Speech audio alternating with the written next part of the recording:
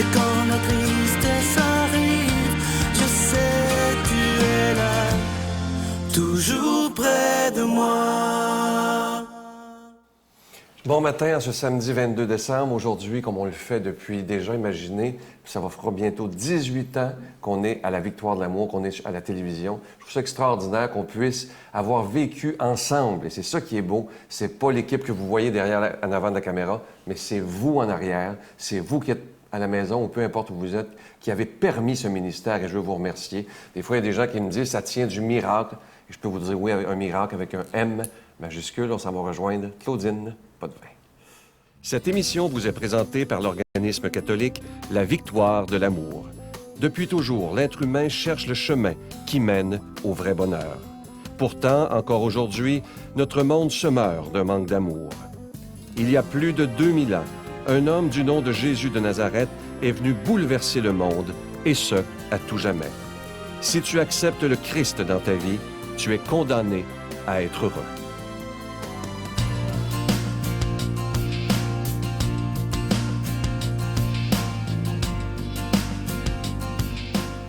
Bonjour, alors aujourd'hui le 22 décembre, une journée où justement les gens vont s'affairer à faire les préparations du temps des fêtes. On est toujours dans la consommation, trop à mon avis, justement dans le temps des fêtes, parce que ça devrait tellement être simple d'être ensemble, d'avoir l'amour de nos proches. C'est ça Noël, hein? C'est la naissance de Jésus qu'on doit fêter, mais c'est très, très naturellement mis avec une emphase sur l'achat des cadeaux, etc. On n'y échappe pas, même si on a la foi, même si on est très conscient que c'est une fête de l'amour et du partage et du rassemblement avec ceux qu'on aime. Alors, en ce 22 décembre, où possiblement vous êtes déjà en train de faire la popote ou vous êtes en train de penser aux cadeaux de dernière minute que vous avez oubliés, moi, je vous invite à penser aujourd'hui à justement des petits cadeaux simples. Que peut-on offrir sans penser, si on n'a pas de sous, par exemple, c'est pas tout le monde qui a des bourses grosses pour faire toutes sortes de cadeaux, les cadeaux inimaginables. Moi, ça m'est arrivé un Noël, justement, où j'ai fait des cadeaux par plaisir. J'ai fait des cadeaux faits de mes mains. Alors, je me suis mis à la couture. J'ai cousu des nappes, des petits napperons. J'ai fait des confitures. Et je me souviens très bien, il y a quelques années, que j'avais offert strictement que des cadeaux faits de ma main. Alors, naturellement, je m'étais pris un petit peu plus tôt. J'avais fait des couronnes moi-même, des belles couronnes de Noël que j'avais offertes. Mais même si nous sommes le 22 décembre, vous pouvez faire des petits coupons, des coupons justement de service. Hein, parfois, on peut faire penser à ça, nos enfants, des fois, sont déçus parce qu'ils se disent « Ah, je peux pas aller acheter des cadeaux parce que j'ai pas les sous, hein, des ados ou même des jeunes étudiants. » Alors, invitez vos enfants, vos petits-enfants à justement aller sur Internet ou même de leurs mains faire des belles cartes, mais aussi de faire des coupons à grand-maman pour aller l'aider à faire telle ou telle chose, ses courses, etc. À grand-papa pour l'aider à faire telle chose. Vous-même, vous pouvez le faire. Des petites choses que vous pouvez fabriquer vous-même. Amenez vos enfants à faire des beaux colliers de macaroni. Il n'y a rien de plus beau, il n'y a pas un plus beau cadeau que de recevoir de notre petit enfant, de notre petit-fils, de notre petite-fille, un beau collier de macaroni avec de la belle peinture. Alors, un beau dessin, une peinture. Parlons de peinture, justement, où vous allez mettre l'empreinte de vos enfants sur un beau cadre que vous allez encadrer. Quel beau cadeau! Pas très, très cher, mais ça va être la plus belle peinture qui va outrepasser les plus beaux peintres de la planète. Ce sera une peinture de, justement, votre enfant que vous allez remettre à votre conjoint, etc. Donc, ça ne prend pas grand-chose. Alors, des cadeaux de qualité, des cadeaux d'écoute, des cadeaux d'amour, des cadeaux faits par nous-mêmes, par vous-même, qui vont faire en sorte qu'ils vont rester dans le cœur des gens que vous aimez à jamais. Notre Père qui es aux cieux, que ton nom soit sanctifié, que ton règne vienne, que ta volonté soit faite sur la terre comme au ciel. Donne-nous aujourd'hui notre pain de ce jour. Pardonne-nous nos offenses, comme nous pardonnons aussi à ceux qui nous ont offensés. Et ne nous soumets pas à la tentation, mais délivre-nous du mal, car c'est à toi qu'appartiennent le règne, la puissance et la gloire pour les siècles des siècles. Amen. prends quelques instants pour solliciter votre aide pour le ministère de la Victoire de l'Amour. Ça fera bientôt 18 ans, imaginez, que ce ministère existe grâce à chacun et chacune d'entre vous. Et moi, je veux prendre le temps de vous remercier de tout cœur pour votre prière soutenue. C'est vraiment ce qui est de plus important. Mais évidemment, je dois vous parler d'argent parce qu'on doit payer pour être à la télévision. Mais ce qui est beau, c'est que on est là 7 jours par semaine. Imaginez le privilège que nous avons de pouvoir annoncer la parole de l'Évangile par la télévision. Et ça rejoint des centaines de milliers de personnes. Je vous rappelle que le cadeau du mois, avec un don de 25 $ et plus, c'est ce beau pendentif. La chaîne vient avec cette fois-ci. Il est déjà béni et au bout de la chaîne, c'est une belle petite clé. Et cette clé, c'est comme si on disait au Seigneur, c'est toi qui as la clé de mon cœur et cette clé, je te la donne. Je veux être tout à toi, Seigneur Jésus. Alors, c'est un beau symbole de porter cette clé. Je vous rappelle qu'elle est déjà bénie. Et si vous en voulez deux, c'est avec un don de 40 $. Et je vous rappelle que vous recevrez un reçu pour fin d'impôt. Moi, je vous demande, si c'est possible pour vous, de faire un don cette semaine, une offrande spéciale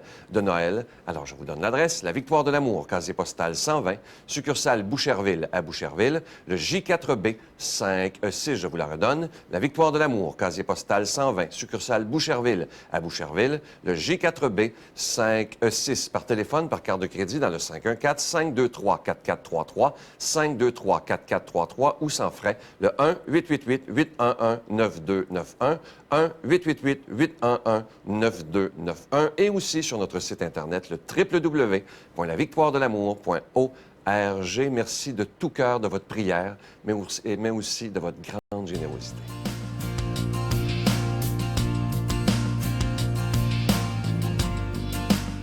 Ça me fait tout bizarre à chaque fois que je vous présente les prêtres qui commentent l'homélie ou ceux qui font des chroniques la semaine, c'est de voir leur grande fidélité, leur loyauté. Il y en a qui sont là depuis tellement longtemps, mais qui tiennent justement à proclamer la parole de Dieu à la télévision. Aujourd'hui, celui avec qui nous serons, il est là depuis très longtemps avec nous, l'abbé Daniel Gilbert.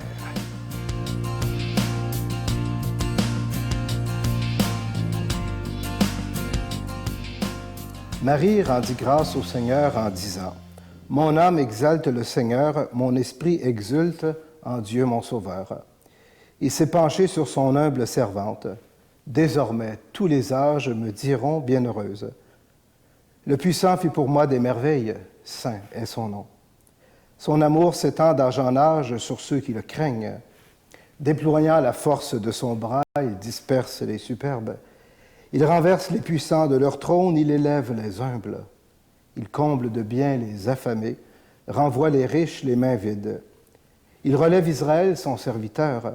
Il se souvient de son amour, de la promesse faite à nos pères, en faveur d'Abraham et de sa race à jamais. Marie demeura avec Élisabeth environ 3 mois, puis elle s'en retourna chez elle. Acclamons la parole de Dieu.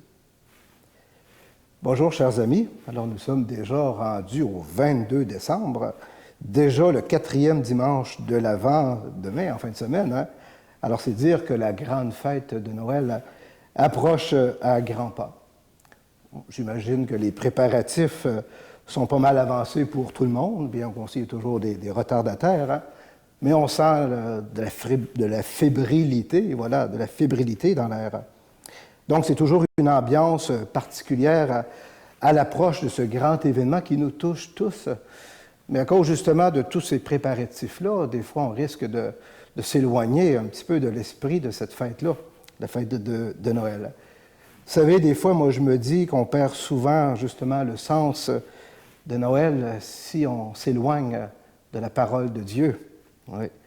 Parce qu'après tout, on sait bien que Noël, c'est la fête de, pas juste des cadeaux, vous le savez, mais c'est la fête de la naissance de Jésus. Vous savez, aujourd'hui, on appelle Noël de toutes sortes de manières. Hein. On l'appelle la fête de la réjouissance, la fête de la vie, bon, je ne sais plus trop de quoi, là. Mais pour nous, les chrétiens, c'est important de se redire ça, que c'est, bien sûr, la fête de la naissance de Jésus. Voilà. Alors, l'évangile de ce matin est justement éclairante à ce point-là. Dans tout ce brouhaha-là des préparatifs, voilà que la liturgie nous propose de méditer sur le sens de cette fête-là, mais en compagnie de Marie. Hein, parce que quand même elle, qui va mettre au monde l'enfant Jésus, elle a un rôle extrêmement important dans l'histoire du salut. Alors c'est comme si on était invité à mettre de côté un peu toutes nos préoccupations là, pour la suivre un petit peu, Marie. Suivre Marie sur cette route-là. Elle s'est rendue, on le sait, chez sa cousine Élisabeth. Et là, elle va, bien sûr, partager un moment d'allégresse avec elle, Élisabeth, avec ce beau cantique, avec ce Magnificat. Vous savez, la rencontre de ces deux femmes-là m'a toujours impressionné, moi. Parce que je me dis, toutes les deux portaient un mystère. Ils ne savaient pas trop quoi faire avec ça, mais ils ont eu un réflexe extraordinaire. Hein? Celui qu'on doit avoir, nous autres aussi. Hein? Ils se sont tournés vers la parole de Dieu. Hein? Ils ont été fouillés probablement dans les Écritures, là, et puis dans les prophéties. Et c'est comme ça que Marie va, on pourrait dire, composer cette belle prière-là du Magnificat, présente dans la Bible. C'est pour dire que dans les événements de notre vie, hein, surtout les grands événements comme la fête de Noël, c'est important, nous autres aussi, de mettre la parole de Dieu pour aller comprendre le sens de l'événement qui s'en vient. Et l'événement qu'on va vivre, là, hein, ce petit enfant-là qui va être déposé dans une crèche, eh bien, il vient justement nous annoncer ce que Marie dit à travers ce beau Magnificat. Il va élever les humbles, hein, il va combler de bien les affamés. Il va renvoyer ceux qui ont les mains pleines parce qu'ils n'ont plus de place pour recevoir les choses qui viennent de Dieu. Quand Marie s'approprie ces paroles-là, il faut bien comprendre une chose. Hein, c'est parce que Marie, elle les vit en premier. Petite fille de Nazareth comme ça, qui avait un projet de mariage avec Joseph. Il y a une intrusion de Dieu dans sa vie, qui va changer sa vie. Mais par la naissance de ce Jésus-là, son fils, lui-même va aussi changer l'histoire du monde. Hein.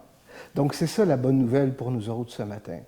Prendre le temps, oui, de partager cette bonne nouvelle-là, comme elle va le faire avec sa cousine Élisabeth, mais surtout de prendre le temps de méditer sur la grandeur de cet événement-là, qui n'est pas juste un jour dans l'année, puis après ça, on n'en parle plus, hein, mais cet événement-là vient changer aussi toute notre vie, éclairer toute notre vie durant tous nos jours, bien sûr, et durant toute l'année.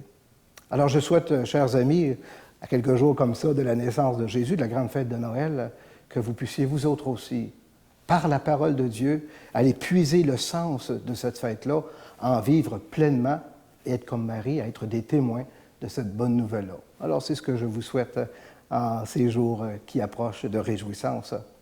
Alors moi, là-dessus, bien, je demande au Seigneur de venir vous combler de toutes ces bénédictions comme il l'a fait pour Marie, au nom du Père et du Fils et du Saint-Esprit. Amen. Je vous salue Marie, pleine de grâce. Le Seigneur est avec vous. Vous êtes bénie entre toutes les femmes, et Jésus, le fruit de vos entrailles, est béni. Sainte Marie, Mère de Dieu, priez pour nous pauvres pécheurs, maintenant et à l'heure de notre mort. Amen.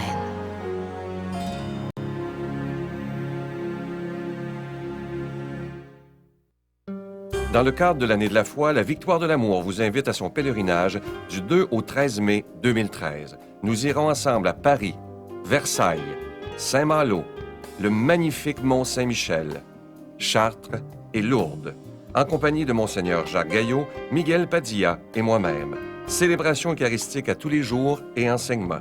Réservez rapidement avec Voyage Intermission dans le 514-288-6077, 288-6077 ou sans frais le 1-800-465-3255, 1-800-465-3255. Venez vivre des moments inoubliables en compagnie de celui qu'on appelle Monseigneur des Autres, Monseigneur Jacques Gaillot de Paris. Aujourd'hui, c'est une belle pensée de Martin Luther King. J'aime beaucoup cet homme qui a eu le courage de ses idées. Et il nous dit une phrase aujourd'hui qui me fait penser aussi à ce que Jésus nous dit dans un des évangiles. Il dit ceci: « Ce qui m'effraie, ce n'est pas l'oppression des méchants, mais l'indifférence des bons. » Je vous dis à demain. Bye. On a prié. J'ai dit, oublie pas que le Seigneur au ciel nous a dit que ce que tu demandes à ton Père au ciel, il va te le donner si tu crois en moi. Alors, je suis la voie, c'est ça, et la lumière. La Victoire de l'amour remercie de tout cœur les Résidences Soleil de leur accueil si chaleureux.